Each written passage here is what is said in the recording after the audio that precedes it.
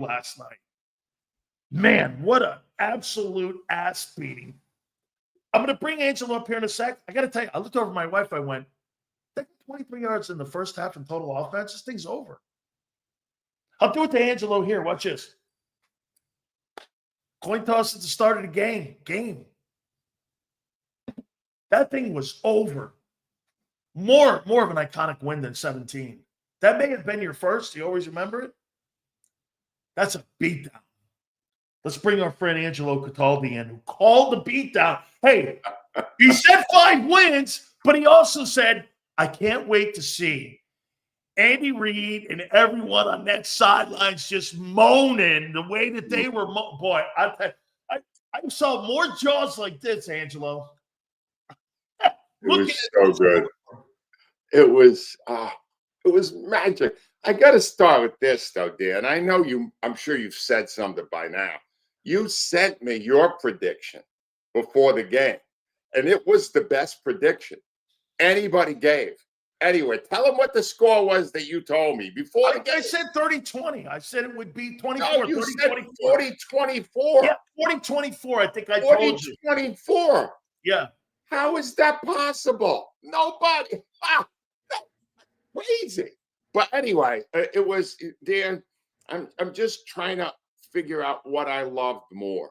Seeing that defense devour Mahomes and the Chiefs, or seeing the reaction on the Kansas City sideline when Andy Reid looked like he just got steamrolled. It was like, wait a minute. Great GOAT? He's got the GOAT? GOAT don't get ass kicked like that ever. You're right. The biggest shock to me is that when the game mattered, when the score mattered, they had nothing. They had no response. They couldn't stop it. It was like, really? You got nothing? And, I guess this proved one thing, because it's been a big debate in my mind for years now, Dan. Who's a better defensive coordinator, Vic Fangio or Jonathan Gannon? And I think it might be Fangio, since Gannon's team choked like a dog 2 years ago when they could have won also. And this time around, that wasn't happening. Fangio just ate their lunch. It was 34-0. I couldn't believe it, Angelo. How about this number here? So they threw cover 4 at Mahomes, and they ran that thing 63.6% of the time in dropbacks. And you want to hear something? They brought no blitzes. No. He was 4-8 for 23 yards and a pick. He coached the pants off of Andy Reid last night. Oh, God, did he ever? Did he ever? And it was like the thing was, all right, we know Reid won a lot of games. He couldn't adjust. They couldn't adjust. They looked, you watched Travis Kelce walking off at halftime. I don't even need to watch the second half. It's over. They're dead. They're done. They got nothing. Dan, look, you're right. I couldn't have been more wrong on my initial prediction. By the end, I realized the Eagles had the best team, and I knew they would win that game. I'm going to predict the Eagles to win 5 games every year now. This is great. This is more than great. This is, all the polls in Philly have grease on them today. How about this, Angelo? How do you feel today with this win compared to how you felt in 17? What's the difference in the two for you who have been in the city, covered these teams for all these decades? What's the difference for you this time around with title number 2? Well, here's the thing. 7 years ago, no one ever thought it was going to happen. It had never happened. They had never won a Super Bowl. The whole era, they hadn't won it. What was that, 52? They had not won, and they were playing the Patriots and Tom Brady and Bill Belichick. So it was this incredible shock. And then this dreamlike feeling for weeks in the city. Then it was like, people would look around and go, did this really happen? Are you sure this happened? And then all these stories came out about how people were on their deathbed hanging on for one last chance. and the bonds between the generations and all that. When it happened, honestly, in the back of my mind, they went, well, I was here for one. That was great. That they got to another one, that they played another iconic team, facing another iconic coach and another legendary quarterback. And this time demolished them. For me personally, I think I might have even enjoyed this one a little bit more because I hated the other people more than I did in the. I mean, I lived. Look, the greatest quarterback of all time is Brady. The guy with the most Super Bowls is Belichick, whether you think he's the greatest or not. These guys were pretenders. But damn, all we had to deal with this past year, 2 years really, but especially the past year, every commercial's got Mahomes in it, or Kelce, or Andy Reid being portrayed as a humorous man when we know he is not. You know, the fact that they all got their comeuppance on the biggest sports stage in the world, I can die a happy man now. It was great. I do have to ask you this now. Now, you and me are on the same side of this here. Okay? Where does Nick Sirianni fit in this thing here now? Because Angelo, now you put the record, the 2 NFC titles, the Super Bowl. Yeah. I mean, his era is the greatest era in Eagle history. Yeah. Where do we come to grips with this now? No, but let's not lose sight of the fact that what it took for them to win the Super Bowl was for him to strip any day-to-day coaching responsibilities. All right. But look, when the whole thing unfolded with the Gatorade, and you saw how those players were embracing him. I mean, I can't ignore that. He clearly, somehow, I don't know how, because every time I hear him talk, I want to turn the volume down. But clearly, he has connected with these players and gotten them to play in an unselfish, team-oriented approach. I can't deny that. I will never be a fan. I just don't. The guy doesn't seem intelligent to me, but he's a champion now. And the thing you got to understand about Philadelphia is when you go to the winner's circle, when you win the big one, you're it for life. They put a statue up of Doug Peterson, Freddie Shero. It's 50 years since the Flyers won anything. You mention his name now, people still bow their heads in appreciation and respect. When you win a championship in Philadelphia, you never buy another meal. You never buy another drink. You are the toast of the town. And whether I enjoy that or not in Sirianni's case doesn't matter. He's a hero now. Everyone who was on that field yesterday, all those guys, and Jeff Lurie, the owner, and Howie Roseman, the GM who put it together, they're all heroes. You understand? You know what they're writing today? The most important person in Eagles history is Jeffrey Lurie, who a year ago, after they lost, went and bought a yacht. But Angelo, look at this now. Since '94, 2 Super Bowl wins, 4 NFC championships, 11 division titles, 19 playoff berths. I mean, that's quite a record for an owner outside of Bob Kraft. It is. But the really great era is the one we're in right now, when Lurie had the presence of mind to get rid of his evil friend Joe Banner and put Howie Roseman in charge. And even though there was a glitch there when Chip Kelly was around for a year or two, but Howie Roseman, you want the number one hero of this, it's Roseman. Right? Roseman's the guy that took a team that looked like they were dead. They lost 6 out of the last 7 games. And then after that, they lost Jason Kelce, the heart of their offense, Fletcher Cox, the heart of their defense, and Hassan Reddick, their best pass rusher. And somehow in an off season, he took that and turned it into a champion. That's the best single season job any GM has ever done in this city, if anywhere. I don't know if anyone ever had a better year than that. Do you make him the highest paid as you referenced In sports, not the Yes. NFL. In all of sports, the highest paid GM. If Lurie could buy a yacht last year after the season, he can buy Howie Roseman this year, can't he? Yeah, Whatever no, it is. Howie Roseman is a freaking genius. He is. You know what I'm waiting for? The next big moment of the year when Roseman announces that they acquired Myles Garrett. Because he's the kind of guy that would do that. It would not shock me if I heard that. No, he's the key. Do you understand? That team was a carcass at the end of last year. They couldn't stop. They lost 32-8 against Tampa. Tampa, not the champs, Tampa. And a year later, they destroyed the Chiefs. They scored 95 points in 2 games, NFC title and the Super Bowl.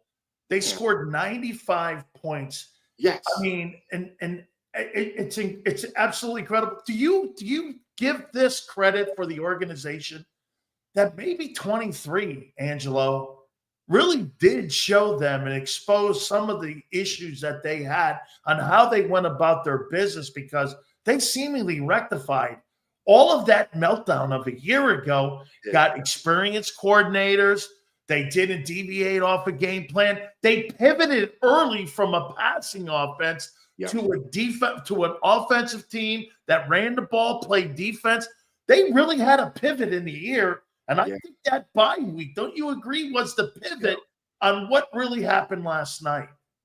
Nobody at the bye, when they were 2-2, would have told you this was possible. No way. No one would have thought that. You went, they're a little better than they were at the end of last year, but they still look like they're floundering around. And then they came out of it and they had a series of winnable games. The schedule helped them out a little bit. And then they just got on a roll with Barkley. And here's what's fascinating about yesterday. The 2 guys that were most responsible for the great run they ran on toward the end of the season were Carter on defense and Barkley on offense. And neither of them were a major player, because the Chiefs decided at all costs to stop those 2 guys. We're going to do whatever we have to keep Carter out of the backfield and to keep Saquon on the ground before he gets 10 or 15. Make Hurts beat us. Right? Make Hurts beat you. And what they learned, what I kind of knew, I knew Hurts had it in him.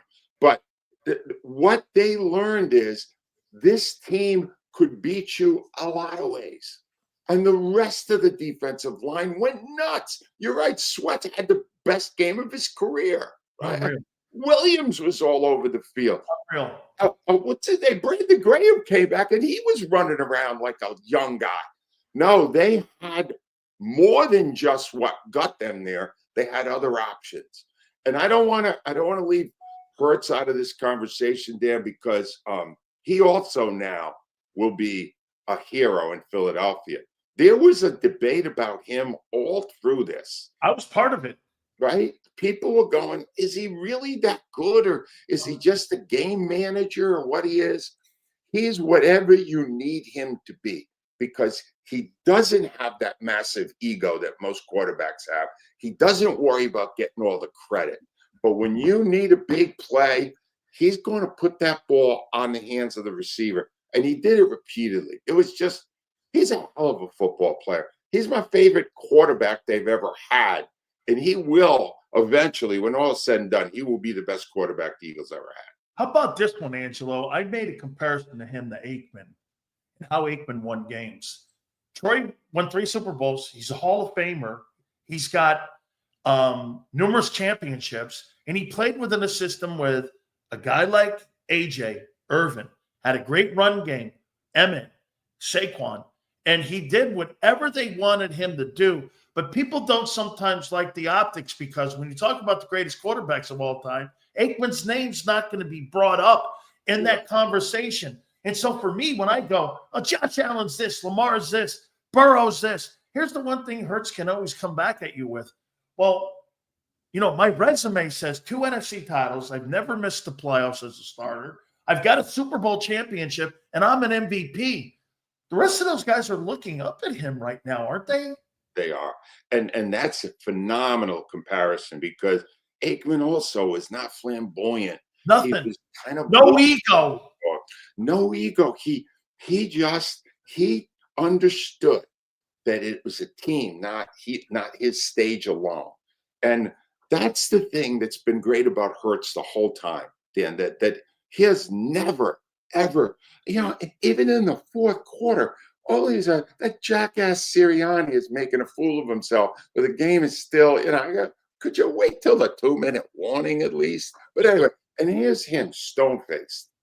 And that, to me, that's what I love. It's like, no, until this is over, he's doing no celebrate. He's Jalen Hurts. He's this as he grows older, as he It's like gets Kobe. he's got yes, exactly. It's like, no, he's a stone cold killer. That's what I like. I don't like a lot of the crap. I like a guy who gives you that stony look, like, I'm coming to get you, and I'm not going to be happy till you're dead. I kind of that's saw what he did. Kobe last night a little bit with that on the sidelines because I remember Brian at that press conference. Guy goes, "Aren't you happy? You're up 2-0." He goes, "Why? Yep. Job's not done yet." I mean, that's kind of what that kind of reminds me of a little bit. How much of an impact, Angelo, do you think that Kellen Moore? It's being projected that now he's going to become the new head football coach of the. And if he takes Doug Musmeyer with him, which it looks like he may take him with him as the offensive coordinator in New Orleans, what kind of unbalance, or do you think that'll be an issue? Because last year when they went to a coordinator, it kind of wobbled a bit, obviously, as we saw by picking the wrong coordinator. Or do you think Kevin Patul is the guy they elevate up? They want to stay within. How do you think that works? It's obviously going to be tough. First of all, here goes Hurts again. Every year he's got a new coach. Every year he's got a new coach. There's no continuity with Hurts. So I'm hoping now that he's getting into his mid to late 20s that he'll just take on that responsibility. Whoever they bring in, he'll go, this is what I want to do. And they're going to have to do it. Because this is what we learned from the previous guy, right? Whose name eludes me. The stiff they had as offensive coordinator last year. I don't even remember his Brian Johnson. Brian, very nebulous name. Right? That could be anybody. The fact of the matter is, you don't know how good the guy is as a coordinator until he's doing it. Because that coordinator's calling the plays. He's calling the plays. The last thing we need is that coordinator comes in and suddenly Sirianni's having his way with him again.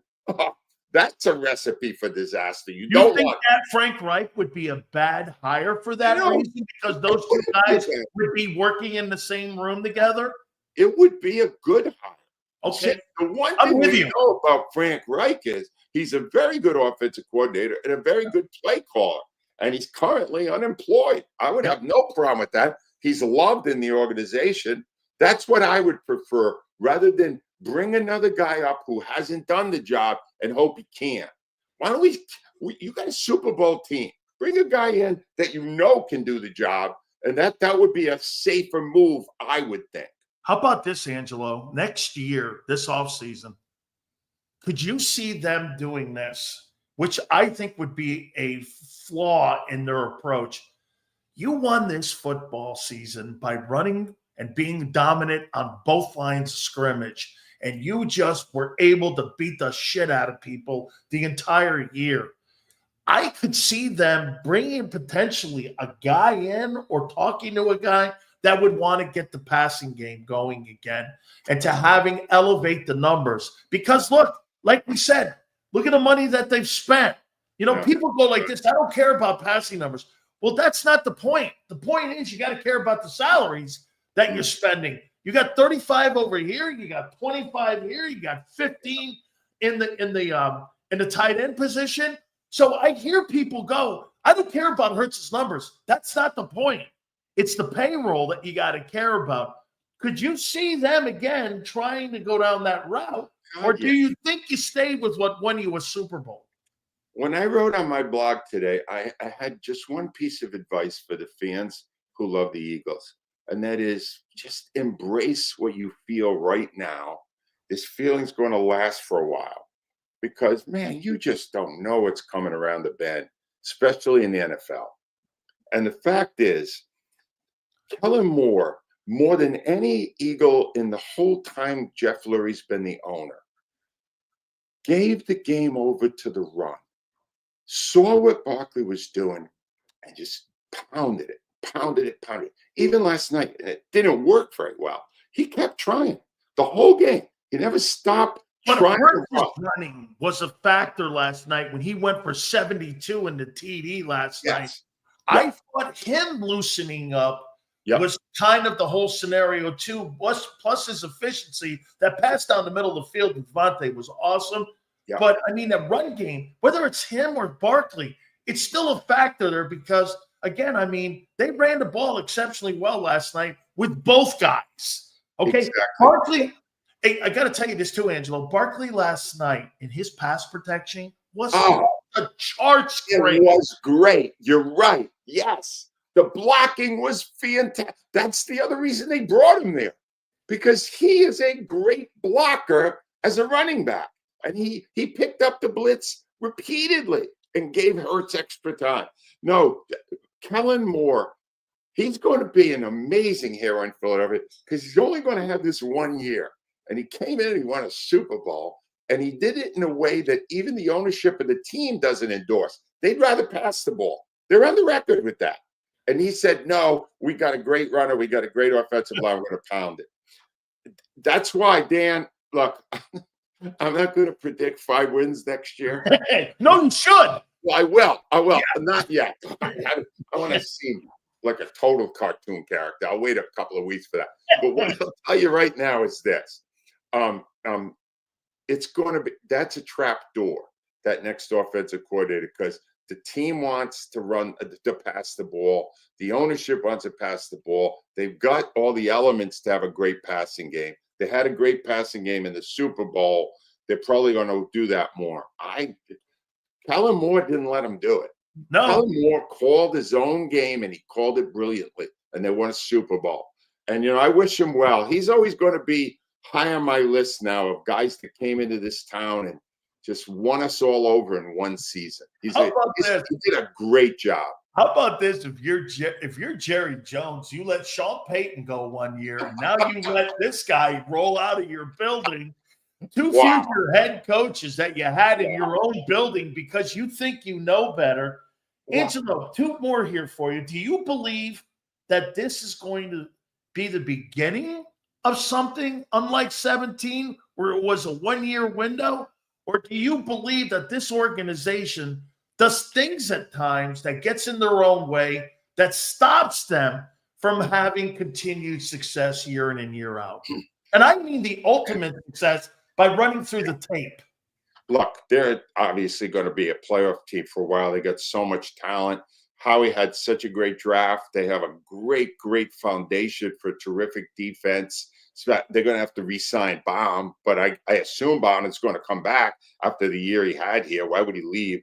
But, Saquon Barkley, is he going to have another injury-free year next year? I mean, one of the surprises was he never got nicked. He never got hurt. Over 430 touches this year he had. Right.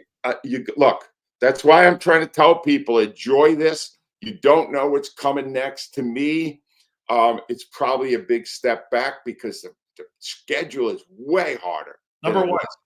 Way harder.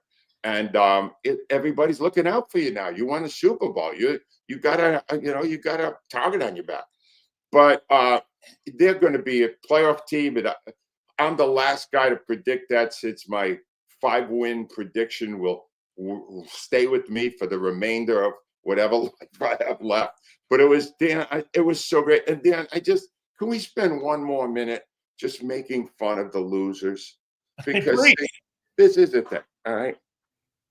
Andy Reid, in my estimation, and all I have as my resume, is 14 years of watching him every day, interviewing him all the time.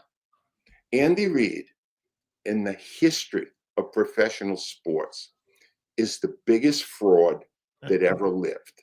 All right. Andy Reid won nothing here in 14 years. Doug Peterson won a championship in 5. Nick Sirianni won a championship in 4. Andy Reid won nothing in 14. All right. But he got this kid named Patrick Mahomes. And until yesterday, when Reid got Mahomes killed on the field, it was Reid is, and then you've got this whole image of him as a fun guy. He is a fun guy the way fungus is fungi. All right. He is not a fun guy. There's nothing about him that's fun. He's a jackass. All right. And what happened yesterday was the greatest moment of poetic justice I have ever experienced as a sports fan. And with him went Mahomes. And I just want to say about Mahomes, you suddenly realize all of a sudden now he's just so glum and it's beautiful to see because he's always walked around with that strut. Oh, I'm better than everybody else. Not this year, you're not. Tough luck. And Travis Kelce, here's all I want to say. I've met Travis. I've talked to him. I think I'm a good friend with his brother, Jason. And all I'll say about Travis is, you got what you finally deserved. Yeah? You finally got, you're slow. You're old. All right? And when and you got a bad haircut now because your chick made cut your hair. It looks like a tube. That thing looks like roadkill on the top of his head. But when the fans, now it's funny, there's an argument here about there were a ton of Eagle fans in the stadium. Yes, oh, I thought it was Lincoln Financial South. Yes, it was. And then they showed, this was great. They showed Taylor Swift up on the screen and huge boos. Now, Eagle fans are claiming they were the ones booing, and MAGA fans, because the president was there, are claiming they were the ones booing. They probably both were. In fact, there's probably a lot of crossover. But the fact of the matter is, if you're going to be that public with your love for the Chiefs, when you grew up in our area and were previously an Eagles fan, you are going to get your ass booed. It's a shame to say, but you're going to get your ass booed. Hey, I gotta tell you this here. This is what I think happened last night. Right. You're right. Exposed Reid, exposed Mahomes, but if Taylor Swift is looking around the building and she sees all these people booing, I got to think this is the end of Travis Kelce in that relationship because she's going to go like that. She's going to go like this. So the Eagles not only ended the three-peat, but they ended what could have been a relationship there because she's going to go like this. My fans hate me now. Well, you know why? Kelce, I'm out of this right here. So you're very negative, Dan. I was thinking, she looked very sad. And I was thinking, good, maybe she'll write some better songs than the one on her last album because she didn't win any awards with that thing. So maybe this is what she needs. She's better when she's sad. She's sad, right? Better songs. Angelo, last question for you. When the seconds were ticking off and Philadelphia, correct me, please, if I'm wrong here, shit, it's kind of like the old Brooklyn Dodger kind of thing. Well, we'll wait till next year. When they tick that thing off and another championship, let me see in your time, 83 Sixers, the 80 Phillies, the Phillies again beating the Rays. Oh, wait. 17 team that won the Super Bowl. Iverson didn't win, but he got that one game 2, I think, win. They ended up losing 4-1. I'm trying to think of the championships that you've seen when you were watching the seconds tick off for you. What'd you make of that game? What did you feel with your family and you? I was on the air for 33 years at WIP. They won 2 championships. 08 and 17 were the only 2. Wow. 132 seasons, 2 championships. So my first thought was, this is a whole new experience for me because I never got to really experience this just as a fan. And it was really, I was unbelievably nervous before the game. More nervous than I was when I had a show. Like it was on a personal level, it was a brand new experience for me. But it just made me appreciate so much more the fans of this city and the passion that they bring. It really did. That was the number one thing I took from it. And all I could think is the last seconds were ticking off for all the people and all the families that have handed down their love of the Eagles from one generation to another, 4 and 5 generations. And the joy they feel, and how this is what you are a fan for. This, all the bad losses and the stupid coaching decisions and the fumbles and the interceptions and all the bad stuff, for this moment, this incredible feeling of winning and being the champion. And I don't think it's ever meant more to any city than it does to our city. And that's why it is going to be a wonderful couple of months around here as people just bask in the glow of this win. How about that parade this Friday? It's going to be amazing. It's going to be amazing. You think it'll top the 17 parade? It will definitely top it, because the mayor back then was Jim Kenney, and he claimed there was less than 1 million people there. Jim Kenney was a grump and a grouch and a really annoying guy. And the one we have now, Sherelle Parker, she's gung-ho. Can't spell Eagles great, but otherwise she's great. And let me just tell you, wait till you see the numbers she says are there, because there'll be 2 million.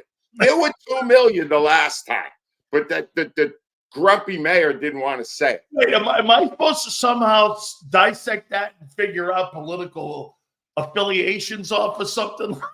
I don't know. That guy was don't get me started on him. But I just hope somebody, it's going to be hard to top the last rally, because Jason Kelce came out in the Mummers thing and gave the speech and all that stuff.